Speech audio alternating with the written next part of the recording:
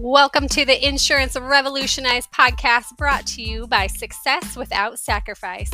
I am your host and coach, Cherie Sauer, and here on the podcast, we are on a mission to revolutionize the way women in insurance do business. We will be interviewing women who are changing the face of insurance, as well as giving you tips and inspiration to grow your agency to new heights without sacrificing what is most important to you. Let's get started. Welcome to the Insurance Revolutionized podcast by Success Without Sacrifice. I'm your host and coach, Cherie Sauer, and I'm so excited to have Becki Jennings here with me today. Becki just has such an incredible story of kind of going from rags to riches and has just done a lot in the insurance industry to really pave the way for women. Becki, thank you so much for being here. Would you just tell our guests a little bit about you and your background?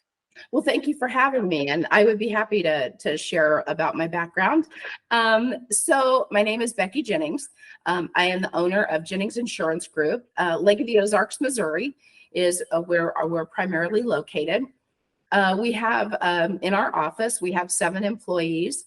We've got a few outlying employees like in Tennessee and Mississippi and Idaho, and we partner with some people around the country doing various things. But so I started in the industry in 2007, and I was a stay-at-home mom, and I was about to become a single mom. And it was a pretty turbulent, rough time. And so the sort of the process was, long and tough at times, but very rewarding in the end. So when I started in the industry, what actually got me in the industry was knowing that I was going to be a single mom. I had to figure out how I was going to have a job or a career, and I had no resume. And so I was looking at different things. I would look at big box stores and, what kind of job could I get there? Because I didn't have any work history. And could I become a cashier there? And then what would I have to do to move up to store manager? And how could I be successful in that? And one day, my brother called and he said, Becki, I know you're getting ready to change your life. And I think I know something that might suit you really well. And I said, what's that? And he said, well, I'm not really sure, but it has something to do with selling Medicare, quote unquote. And so I didn't really even know what Medicare was, other than it was a healthcare coverage for older people. That's all I knew.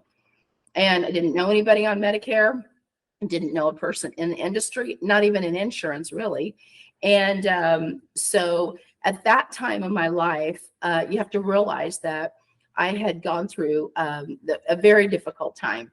I was married to somebody. We have a great relationship now, but he struggled a lot with depression and anger. And I sort of bore the brunt of that for a lot of years, 20 years. And so by the time this time came, I was pretty insecure. I didn't even know if I could go open a bank account. And I had been a very independent young person, but after 20 years living in this very controlled feeling environment in a lot of ways, I just had no self-esteem and no confidence. And so I asked my brother, I said, well, how do I do this thing? And he said, well, I don't know. Call this guy in Texas. He does it. So I called a guy in Texas and I said, what do you do? And he explained it to me. And I said, how do I do that? And immediately when he told me about it, my thought was I could bank on myself and my own work ethic to make a living. I will bank on myself every day because I know I will work hard. And so I ended up, I went to the insurance department and I said, how do I get my license? And he said, and the gal at the insurance department said, well, you got to, and I'm going to date myself here, study the manuals. So I said, where do I get those? So I bought the manuals. And you have to realize where I was studying at the time. When I was studying those insurance manuals, we had lost our home. And I was living 1,500 miles from family. And we were in a 1966 camper with no running water. And so there I sat studying the insurance manuals, thinking, I don't know how I got here, but I'm never coming back here. And so I studied and went and took my test and passed it. And I didn't have a resume, but I had an insurance license. So there were two insurance companies in the town in Boise at the time. One of them had a big, very intimidating office. And I didn't even know what entrance to go into. The other one was new in the area, and they had a humble office. And I thought, okay, I can go in there. I pulled up to that office and I'm sitting there. I call my brother, the same brother who said, you should do this. And I called him, I was in tears, and I'm like, they're never going to hire me. And he's like, dry it up. You can do it. Just walk in there. And so I walked in and I said, are you appointing agent? And she said, let me get somebody. So they described the opportunity to me. And I said, I'm interested. I would like to do this. What do I have to do next? So I got appointed and I started attending all the trainings. And really the trainings were very difficult because everyone in insurance speaks in acronyms. And I would secretly write down all the acronyms because I'm the person in the room that I think has no idea what's going on. And I think everybody else is way ahead of me, And so I'd look up the acronym and then I'd figure out, what I just learned that day. And eventually I started writing business. And I started taking the business that nobody else wanted. And at that time, dual eligible Medicare Advantage plans were just coming out. And there really wasn't any training. They kind of trained you, but nobody really could help you with understanding how Medicare and Medicaid work together. So I started researching it and I started learning how to do it. And so I took all the business nobody wanted. It was complicated. It was a lot of service work. At that time, I was schlepping sales kits out of the back of my car. So I would go sit on a white plastic chair in the yard because there were fleas in the house. I could tell you stories about crazy things that happened. And maybe over a cocktail that. And at the end of the first year, we had our sales meeting and they put up the numbers of everybody for that year, how much we had sold. And I was the third top producer for the state that year. And of course and I was working with all men. And so they're like, what are you doing? And I said, I'm taking all the business you guys don't want. And they did not know that I was willing to write any application because I was just trying to buy groceries and not have to go to the food pantry. I was hoping I could pay rent. That's where I was. There was no child support. There was no family around. There was nothing. And my daughters at the time were 10 and 18. And my 18-year-old was staying with their dad. And so I had my 10-year-old. And he ended up leaving the area. And so it became just my two daughters and I. And we managed. We got through it. I fortunately have two really great daughters, and they are really today my best friends. So at that time, they were 10 and 18. Today, they're 25 and 33. And so they have seen me go through all my self-doubt, I have no idea what I'm doing, all the late nights and all that stuff. And they really were my biggest cheerleaders through a lot of that. And I'm very, very grateful. So thank you. So I'm curious, the doubt that you talked about, what are some of the things because I think all women in business and especially in sales, there's a lot of doubt, right? What are some of the things that you did to push past that doubt? I got up every day and did something. Because when you're in a point in your life where, you don't have the luxury of saying, I don't know if I can sell a policy today. That's not even an option. You have to go sell a policy. So you either get out there and you do the job, you make the phone calls, you do whatever it takes, or you go work at one of the big box stores. And so every day I got up and did something. And you have to realize too, I'm kind of tough on women a lot of times because I don't think we give ourselves enough credit. You know, you are perfectly capable of suiting up every day and going out there and taking whatever the world has to offer, or, you know, whatever. You're perfectly capable of managing it. And I think keeping my emotions under control, keeping my responses under control, thinking through how I was going to communicate and deal with coworkers and other people when I was in my personal life going through the most difficult time of my entire life. But that wasn't, I couldn't let that be a crutch or a reason that I didn't succeed. So I would say the best thing that I can tell anybody is, you know, dry your tears and get up and go to work and do what you need to do. You know, we do as women, a lot of times we feel like we're not nearly as tough as we actually are when we're going through something hard like that, or we respond out of emotions instead of taking a minute and gaining control of that. I took a self-defense class a few years ago, and I did it for several months. And I will never forget the first time somebody hit me. I mean, hit me hard, right in the eye. And I was hoping I'd get a black eye so I could be like, yes, you know. But I remember when that happened, and I remember thinking, well, that wasn't so bad. You know, you spend your whole life trying not to get hit. Right. But then when you do, it's not nearly as bad as you thought it was going to be, and you survive and you carry on. And so I would say that's probably one of the best lessons I've learned is what would have been extremely difficult for me to process through at one point in my life. Today, those are the kinds of things I manage before breakfast. You know, so I let myself decide to get stronger and smarter and tougher and grow a thicker skin and all those things that need to be done without losing my femininity. And I love being a girl. I work with men, I work with women. It doesn't make any difference to me. I want to work with qualified people. But I will say, in our agency, we only have one man and everyone else is women. Not that we set out to do that, but that's just who showed up.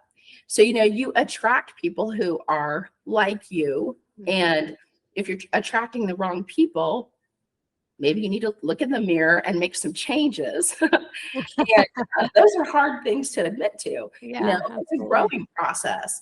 And so, you know, here in our agency, when it comes to the women in the agency, you know, there's an expectation of being professional. Nobody gets to be catty. We don't tolerate any of that kind of stuff. We really, now I've gone through people. Let me just clarify that. I was actually that was one of the questions I was gonna ask. It's because a lot of times, especially if you guys are all in an office together. We are. There, you know, when between females, there's hormones and there's things, and there sometimes can be jealousy or resentment, and you know, all these underlying things that I think sometimes don't come up for men, or men just shove it down. Yeah. So I was kind of curious about that actually. What are some of the people, why did you have to let them go? What are some of the challenges of having employees in general, but also like that many females in one space? First of all, I'm going to say you should give yourself the grace to go through the process. You know, it's hard. There was times when I did suffer from self-doubt on a lot of things, because I mean, I had somebody come in my agency that had no experience. I helped them get set up, start being successful. In the end, she decided that she wanted to go a different direction. And rather than talking to me, she got an attorney and wanted an audit of commissions and all this stuff. And during the annual enrollment period. Oh. And it was, and now, just so you know, in my annual enrollment period in a week, I do 100 appointments a week. Oh my so goodness. I was trying to manage attorneys and all that stuff. So it's not that we've been, drama free, but when we really defined what the core values of the agency are, and we started hiring people to the core value, I can teach anybody insurance. If you want to do insurance, I can teach you how to do insurance. I can't teach you how to be a good person. And so either you come that way or you don't.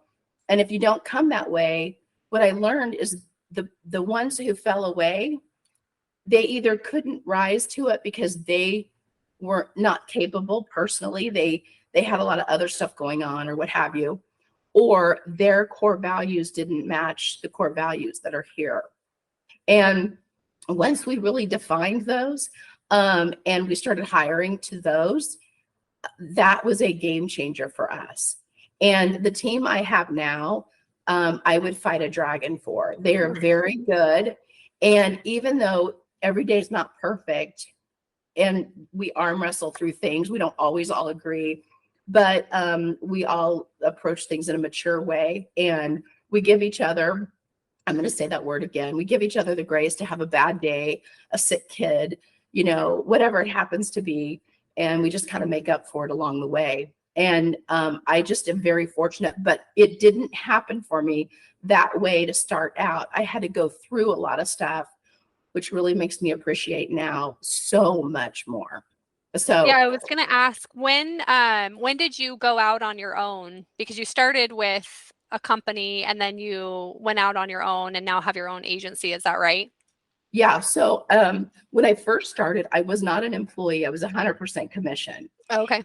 But I was captive to one carrier. And so that's why I couldn't ever not sell in a day, because if I didn't sell, I didn't make any money. And so and so after a year of that, they offered me an internal position, which I took for almost 2 years. And then I realized I wasn't building renewals.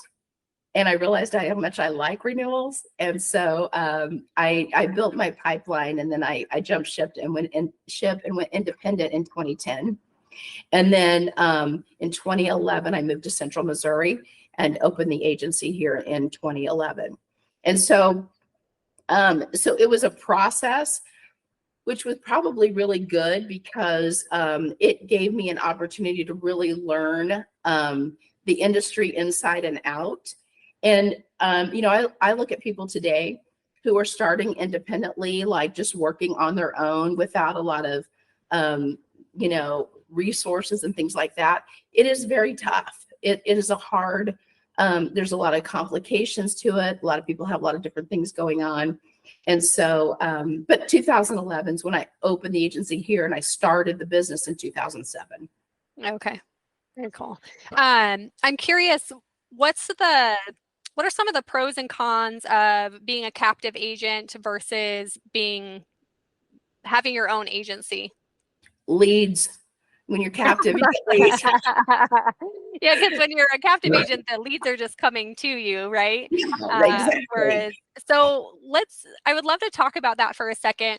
What was your strategy? And you had mentioned even like you built your pipeline before you left. I'm curious, what did that look like, and how do you get leads now since they're not just being, given to you? Because that's a lot of what we see. I know, especially in the Women of Insurance group, it's like everybody's looking for the leads, right? And Right. so, and everybody has a different strategy, and it depends on what line of insurance you're in. So I would love to hear kind of just your process and what that looks like. So when I was captive, of course, there were some leads, but I was still having to go out and get my own, drum up my own business. I worked a lot at referring partners and relationships and being consistent and all those things. And that's really how I survived the first 3 years. And even when I was an employee, we still had a responsibility to go out and drum up our own business. They didn't just hand us all of leads all day long. We still were expected to write a certain number of new clients, and not all those just got dropped in your email, right? You still had to go out and do some stuff. But then when I moved to Central Missouri, what happened was we like I said, the black hole of Medicare Advantage. And the worst part was you would go one county, one direction, and I was in the St. Louis market. One county, another direction, I'm in Kansas City, and one county, the other direction, and I'm in Springfield market. So what ended up happening was, and all of them had different carriers that were good in those. So I was never a good producer for anybody it took a long time. And after I moved here, I remember I called my old boss. I said, I was in tears. I'm like, I think I made a really big mistake. And so he said, well, I think I got a connection for you. And he introduced me to a rep out of Kansas City. And I would spend half my time in Central Missouri and half my time in Kansas City and building my business at the lake. And that helped me survive. I couldn't move again because my daughter was in school and I didn't want to disrupt her again. And so I was just going to figure out how to make that work. And so there were no leads to speak of. And so I made a decision for my area. What I wanted to start doing was branding, because there's really, when it comes to marketing, and this is my opinion, I don't have a marketing degree, so this is my small print disclaimer. I when I looked at, all the things that I could do, there's branding and then there's lead generation. And I decided I wanted a significant footprint where I could build a referral-based business, not just every time, not just hope that I sent out a postcard back in the day and get a response, right? I wanted it to be where people referred me and, oh, did you see her? And, so I started an entire marketing campaign on branding my agency. And so we do in our local area, we have a billboard, we do radio, I'm around a lot. We've got a lot of stuff going on social media, and we have signs outside, and now we have a few thousand clients within about 30 miles. And our biggest lead generation now at this point is referrals from our clients. We ask for them, we remind them that, hey, if you know anybody that we can help. And that really has been probably the most rewarding part, is to find that our clients are saying, oh, you should go talk to her. So now we get, referrals from all over the place. Illinois or Iowa or whatever, they come to the lake and see a neighbor. And so now we do lead generation stuff like internet leads, social media, all those kinds of things. But I'm also very aware of our branding. And I had to learn. There was a big learning curve, because I started out and this newspaper would say, that tells you how long ago that was too. This newspaper would say, oh, we'll build you this, ad. And then somebody else would say, oh, we'll build you this ad. And nothing was consistent until finally I figured out what I wanted to project. And then we started refining that. And so, but it's been a process. It's cost me a lot of money. I made a lot of mistakes. But on this side of it, I'm extremely happy, but I wanted to get to the point where if somebody says the word Medicare in Central Missouri, somebody says, oh, there's that girl in Osage Beach, that's what you hope for. And so that's what we're always working on. But that being said, we have clients in a lot of states now, and we have other agents in other states now as well. Oh, very cool. And they are virtual, I assume? They work remote? Not necessarily. Some of them are, local to their area. And in our personal office here, we live in an area that's very social. For example, when COVID happened in 2020, I was set up and ready to do every appointment virtually. I thought, oh gosh, the way everybody's talking, it's all going to be Zoom calls and telephone, and that's what I thought was going to happen. It was my busiest year and everyone came in person. Wow. It was the craziest thing. I was not expecting. People like needed that social connection, right? They did. Well, and I don't know if you pay much attention, but Lake of the Ozarks did not participate in COVID. And so I feel like a lot of lakes, so we're in Washington, and if you went to the lake, it was like COVID didn't exist. Right. It was the funniest. And most of us lived, so yeah. But no, there were some people that wanted a phone call, some people wanted masks. I kept a sneeze guard on my desk. We did things. We wiped things down a lot. We took a lot of precautions. We had masks for everybody and that kind of thing. And the last thing we wanted was somebody to get sick because they came to our office. Right. I say that jokingly, but please know I took it very seriously. Right. But anyway, so, so in our area, people are just they like to get together. We do a client appreciation dinner every year. We just had one a few weeks ago. And, we usually have a couple, 300 people come and, we celebrate them. It's not a sales time. It's not anything. It's just, we truly, genuinely appreciate all that you do, bringing us business. And so, so there's a lot of things like that we do. We try to stay pretty active in the community and things like that. So, we're not shy around here, and it gets us business one way or the other. I did, so being a female in a male dominated industry, and, you had commented already, like, you work with men, males, females, doesn't matter. Right. But I am curious, like, what are some of the challenges that you have faced as a female being in the industry? And do you feel like those challenges are there and you just worked through them, or are they more perceived challenges that, we just need to pick up our bootstraps and carry on? Well, I decided really early on that I was not going to compete with men as if I'm a man. I'm just going to be a woman, and I'm going to do my thing. And people love it. People will be drawn to you regardless. Mm-hmm. And really what most people are really looking for is a qualified person that can actually help them with what they need. When they walk in our doors, we want to solve their immediate problem. And then we want to help them with all the problems that they don't know they've got, Yeah.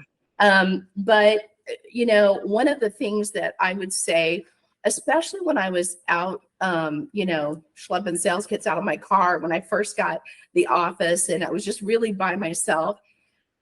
Just to give you an idea, I moved into this office space and I had a reception area, but I couldn't afford a receptionist yet. And I bought this big life-size David Hasselhoff in this really gaudy chair. It was like a cardboard cutout, and I would have people come by my office to take pictures with David Hasselhoff. Oh my gosh, that's hilarious. It was very fun. I love it. But yes, so I would occasionally, since we are in a tourist area, a lot of times agents would come down to the area and they'll be like, oh, I could write business down here and then I can write all my trips off. And so occasionally I would have someone show up, and it was always a man, never a woman. They would show up, they would introduce themselves, and they would want to partner together at the lake. And what they really meant by that was they wanted to use my reputation and my office. And basically I would be working as their assistant. Oh. And that's really what that was. And so finally, I started getting to the point where I would say, I'll tell you what, how about if I come to your office and we work together up there for a while, and if that works out, then we'll talk about working down here at the lake. And do you know, no one ever took me up on that.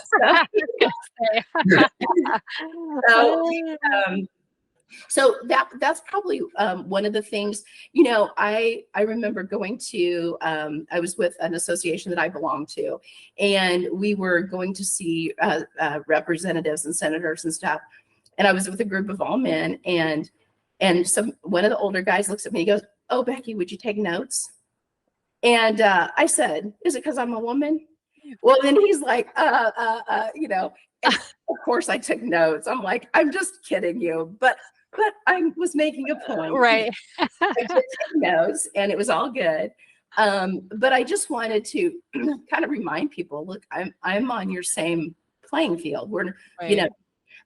So I would say one of the challenges, I think, for women, statistically, a lot of women, it's like 52% of women are of licensed agents are female. Yeah. They tend to work in, support roles, or we work for carriers or things like that. And so there's not a lot of agency owned women agency owners out there, but the ones that are out there, they're amazing. And I know some very good ones that I have a lot of respect for. But it's better when I first started, like 16 years ago, I would go to these meetings and I would look around the room and I'd be like, I just got to outlive all these old guys. You know? So That's funny. now I think people are probably saying that about me, but that's okay. But, the thing about it is I, for the most part, I really never made gender a thing. But I will say I thought it was to my advantage because I was oftentimes not like everyone else in the room.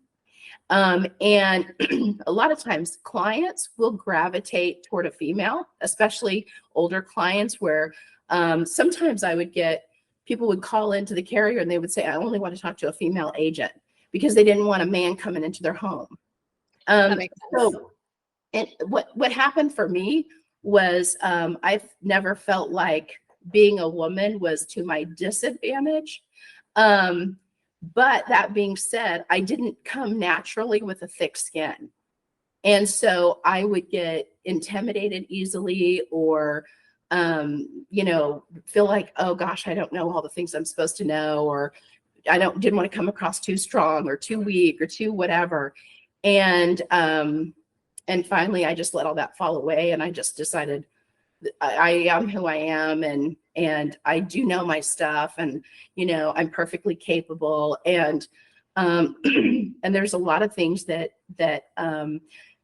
I've learned over the years that at one time would have really devastated me, and today it's not a big deal anymore. It's just people do things to try to stay ahead of you or whatever it happens to be, and so for me, I just try to stay in my lane and, keep focused on what we want to do. It doesn't matter what's going on out there. Yeah. And fortunately, some of my biggest encouragers have been males, people who have really kind of given me a leg up. But I don't think it had anything to do with being male or female. It's just, we just meshed. We just, they saw what I was trying to do. And for whatever reason, we just collaborated and it worked out. And so anyway, but I could tell you some funny stories about men too, that where they make those certain assumptions and all those Right. but yeah, I am curious. It's interesting because I think I hear a lot that females are like, oh, well, we have to work really hard and we have to prove ourselves to our male counterparts. And I think the reality and some of the challenges are, and you can speak to this because you were a single mom with 2 girls and all of a sudden working full time, whereas before you were a stay-at-home mom. And the challenge that that we see is that men usually, if they're business owners, they're usually business owners, and they a lot of times have a spouse at home who is managing the household, and women who own businesses or who work are doing both. And so they think that they have to keep up, right? And they have to do all the same things that the men do. And it's like, in reality, you can't do that. You can't sustain that for so long. So I'm curious, for you as a single mom who had 2 girls and you were, all of a sudden working, what are some of the challenges that you experienced all of a sudden having to work and try to be a mom and do all the things because you didn't even have a spouse to rely on? Well, it's funny you mentioned that because I can't tell you how many times I've said, I need a wife. Right. I would see these guys that I'd be working with, and I'm out there trying to do my thing, and my kids are at home, and I'm trying to figure all this stuff out. And, their wife is doing their filing and entering their notes, and they're not paying anybody to do that, And, I go back to, I can't think about what everybody else is doing. This is what I want to do. And I took ownership of that. I made the decision. I wanted to be a business owner. I wanted to be successful in this industry. And these are the cards I was dealt. So either I play those cards to the best of my ability, or I sit and whine about it, or I go chase relationships that, just distract me and take time and all that stuff. And I always jokingly say, it's amazing what you can accomplish with no man and no hobby. So, let that be a lesson that sometimes, because women, we naturally, we're multitaskers. We're doing multiple things that we are perfectly capable of doing it. But there are times when, I would just be exhausted, and I would be, multiple days, 14 to 16 hours a day during open enrollment, day after day, week after week, 7 days a week. And I would just be like, oh my gosh, when is this I can't keep this up, And then January would roll around, and then you get a new breath of fresh air. But it was hard because, you can't, that's the thing, you can't compare yourself to anybody else. You just have to think about, here's what I'm capable of doing. This is what I'm willing to do or not willing to do, and then accept the consequences of those decisions. Yeah. I made the decision to be in business. I could have gone and gotten a 40-hour-a-week job with a steady paycheck. I made the decision not to do that. I knew I wasn't married. I knew I was doing it by myself. I was very aware of all that. And it doesn't have anything to do with, oh gosh, they have it so much easier. Okay, maybe they do. What difference does it make? Your circumstances are your circumstances. So, carry on. Right. And so, or quit, you get to Or choose. learn how to manage it and learn how to figure it out. You either do or you don't, and then you have to own your decision. And so I think that's probably just one day I was struggling with a decision, and I had gone through this do I, don't I for weeks. And I was talking to my daughter, and at the time she was probably 20, 21 years old, and not a lot of worldly wisdom, but still common sense, And I'm just talking to her about it just to hear myself talk. And finally she goes, oh my gosh, Mom, just make a decision and own it. And I'm telling you, at that moment, that is exactly what I needed to hear. And I then made a decision, and I owned the decision, and I decided the consequences are going to be consequences. I just have to decide what I want to do. And those words have come back to me many times when I've struggled with a decision. Sometimes it's just a decision, and you got to make it. And you can't sit around forever in indecision, because that's a decision. Not deciding is a decision too. And but actually, when it's almost like she gave me permission to make the decision and pay the consequences. Yeah. And the decision really was about relocating from Idaho back to Missouri. And I was just back and forth and back and forth. And so I moved, and I've thought about it many times. Oh gosh, if I'd have stayed out there, this would have been happening or whatever. And but it all worked out just fine. So so that's been kind of one growing thing that I had to another thing I will say was having this time where I was really, so grateful for what I'd come out of and what I had gotten into. And I was really doing well. I was still in Idaho. And I just remember being like, oh my gosh, I'm so thankful. I'm so thankful. And I'm a woman of faith. And I pray, and I'm very, very much, I would call myself a very spiritual person. And so I'm praying about it. I'm just so thankful. I'm really sharing all this gratitude, right? And I'm like, I just want every blessing. I don't want to get in my own way. And I'm saying all this stuff, and I just hear this little subtle voice in my head just say, do you really want all that I have for you? And I'm like, well, yeah, why wouldn't I? And then that same little voice said, even the difficulties. And so I'm like, oh gosh, because I had just come out of this really terrible thing, and I said yes, even the difficulties. And that same small voice then said, because the difficulties are what allows you to experience my compassion and my humility.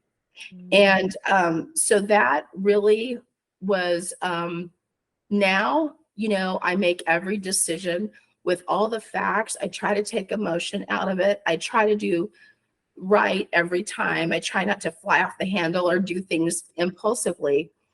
But once I've done everything I know to do, even if it doesn't turn out, I go back to that conversation And I'm like, okay, I said yes, all of it, even the difficulties. Yeah. And so that's kind of where I fall back to when I'm going through difficult times. And I do, I mean, I joke about it and stuff all the time, but in reality, it is not a cakewalk. It's tough, and you have to have a lot of grit and a lot of tenacity in this industry in order to be successful.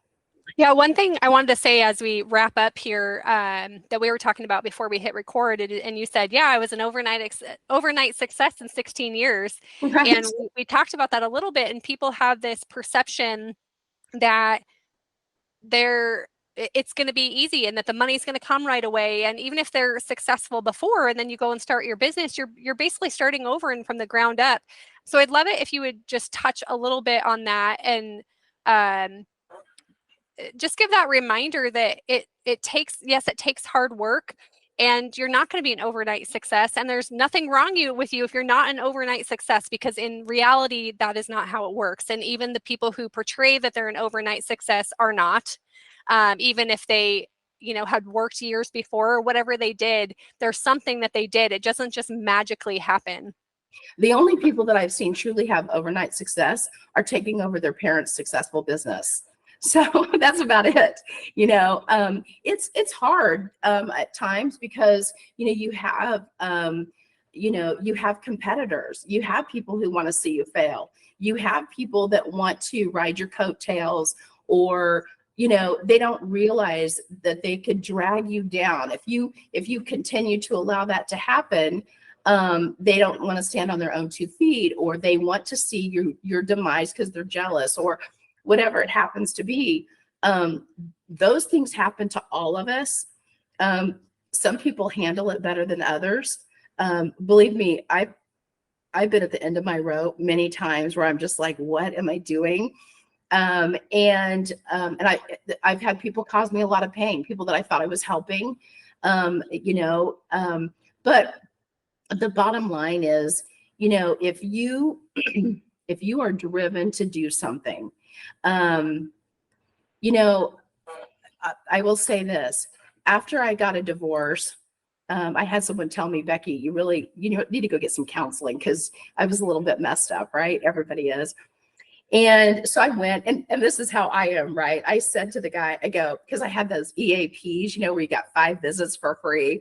I said to the guy, I go, listen, I've got 5 visits, so we got to figure this out in 5 visits, because I don't have money to pay you.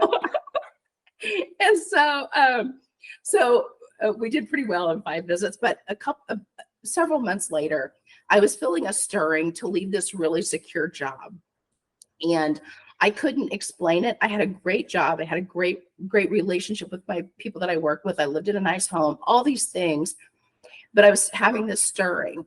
So I went back to that guy and I said, listen, this is happening, and I don't know if I'm just thinking I need to make changes because I was with somebody who was always making changes, or if it's genuinely, I should just change things, the stirring that was happening. And so I went through and described all the things. I want to leave this really secure job. I couldn't have asked for a better situation in my life, and all my needs were met, but yet this stirring was still happening. And he sat there and listened to me for a few minutes, and then he said, Becky, I'm going to tell you something. You're feeling a stirring because you're not living in your destiny. And so until you get to the point where you're living your destiny, you're going to constantly feel like you need to make a change. And I would say he was absolutely right. And I did. I made the changes, and here I am now, all this time later. Probably one of the best pieces of advice I ever got to explain why I wasn't settled in the life I had. And so anyway, that helped me get through, making some of those big decisions to go out on my own, work my own agency, find people with similar, values as me. And then we started to really build something special. Our agency, our motto is, we use insurance as a tool to positively impact the lives of those we serve. So we want to have a positive impact on people's lives. We just use insurance as the tool to do it. That's so And funny because I've heard so many insurance agents say have that very similar motto and kind of mission statement. And that's what I love about the insurance industry is just there's just such a heart there to really like help and serve their clients and community as well. So I would agree with you. But at the same time, we're all competitive out there too. right. It's a very odd group of people, that's for sure. But yeah, we do. I am very passionate about what we do here, and we do a lot of different things here, and different ones that work here have different specialties. But the one thing I would say, we are all consistently very serious about that, and that is impacting our clients' lives in a positive way. I love it. I love it. I was going to say, well, one more thing you had said that I wanted to close on, and I just lost my train of thought. Darn it, I lost it. But as we wrap up, do you have any last, just like one piece of wisdom or advice you would have for specifically somebody who is thinking about making that leap from that secure, safe job, right? And it's really easy to stay in our comfort zone and like I have everything I need and that safety and that security. And sometimes we focus on money as our safety and security.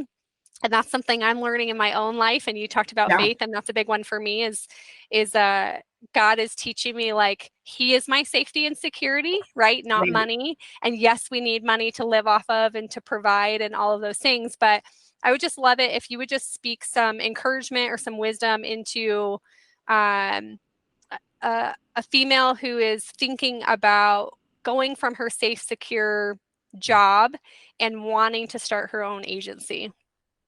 I would say you are perfectly capable of doing it if that's what you really want to do.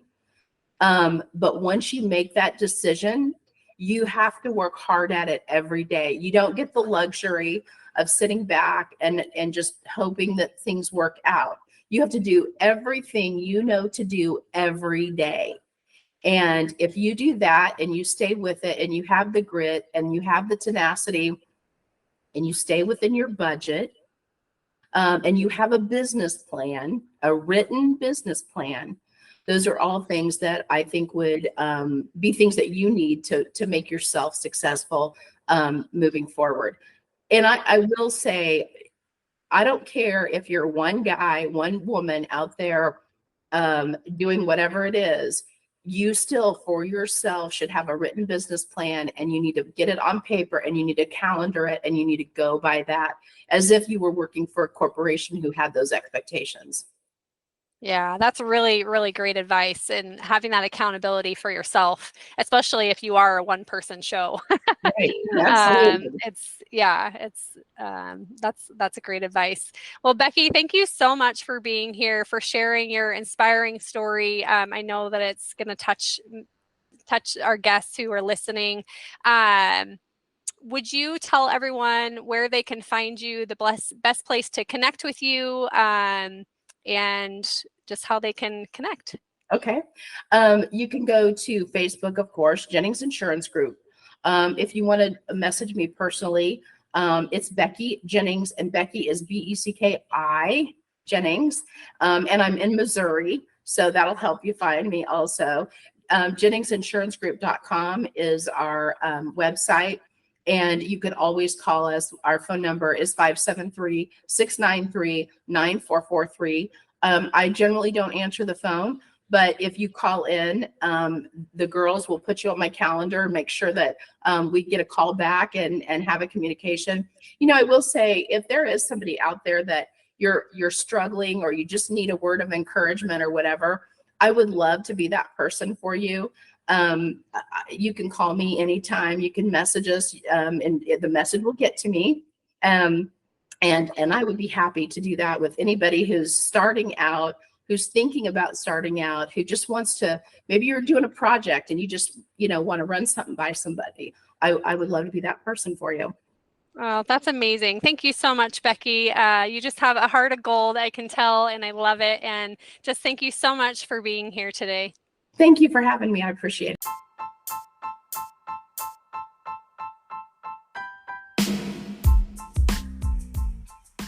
Have you ever wondered how women in insurance thrive in this male-dominated industry? Welcome to the Insurance Revolutionized podcast, brought to you by Success Without Sacrifice. I'm your host and coach, Cherie Sauer. I will be interviewing female innovators who are changing the face of insurance for women, as well as giving you tips and inspiration for reaching new heights in your business without sacrificing what is most important to you. Join us on this journey as we explore, encourage, inspire, and grow together.